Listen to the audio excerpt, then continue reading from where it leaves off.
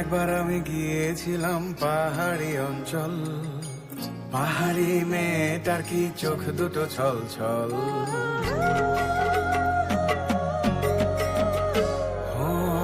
একবার আমি গিয়েছিলাম পাহাড়ি অঞ্চল, পাহাড়ি মেয়েটার কি চোখ দুটো ছল ছল। ছল নাকি জল, চঞ্চল মেয়ে তুই বল। ছল কেন চোখে জল, চঞ্চল মেয়ে তুই বল।